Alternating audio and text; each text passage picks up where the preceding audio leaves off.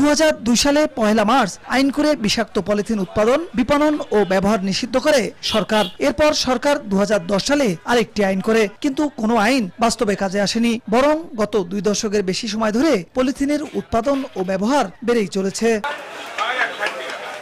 গাইবান্ধার বাজার, দোকান সহ সব ব্যবসা প্রতিষ্ঠানে অবাধে চলছে পলিথিন ব্যাগের ব্যবহার। ক্রেতা বিক্রেতা কারো কাছে নেই বিকল্প কোনো ব্যাগ। এলাকাবাসী বলছেন, প্রশাসনের নজরদারির অভাবেই বাড়ছে এ পণ্যের উৎপাদন ও বিপণন। আইনের কঠোর প্রয়োগ হলেই কেবল নিয়ন্ত্রণ হবে চলমান পরিস্থিতি। পলি ব্যবহার করা হচ্ছে, সেখানে তো মনে করেন কোনো আবাদ হচ্ছে না। সবচেয়ে বড় ক্ষতিকারক ব্যাপার দিকটাই হচ্ছে পরিবেশ দূষণ।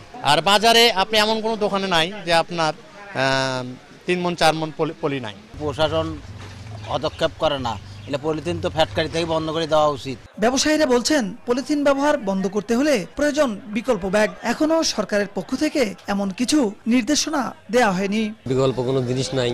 এখন কোনো কাস্টমার একটা খরচ নিলে তো কাজে পলিথিনের মধ্যে দেন নাই, জিনিসটা বাধ্যতামূলক আমাদের দেওয়া লাগছে। এখন পাটের যে ব্যাগগুলো সেটার দাম অনেক বেশি, ওটার ওজনটা কে দেবে? একটা ব্যাগের দাম 15 টাকা, আমরা 1 কেজি চিনি বেচে লাভ করি 1 টাকা। সরকার তো কোনো ব্যবস্থা পায়নি, সেই ব্যবস্থা যখনই ব্যবস্থা আসে তখন পরিহার করে দেবো, বাদ দিয়ে দেবো। এ নিয়ে গতানুগতিক অভিযানের আশ্বাস জেলা প্রশাসকের। আমরা পলিথিনের বিরুদ্ধে অভিযান আমাদের অব্যাহত রয়েছে। আমাদের যে মোবাইল কোর্টে যারা ম্যাজিস্ট্রেট যায় তাদের প্রতি নির্দেশনা দেওয়া আছে যাতে পলিথিনের বিরুদ্ধে তারা মোবাইল কোর্ট করে। 2024 সালের 1 নভেম্বর থেকে পলিথিন ব্যাগ নিষিদ্ধ করে নির্দেশনা জারি করে সরকার। বিপ্লব ইসলাম, সময় সংবাদ, গাইবান্ধা।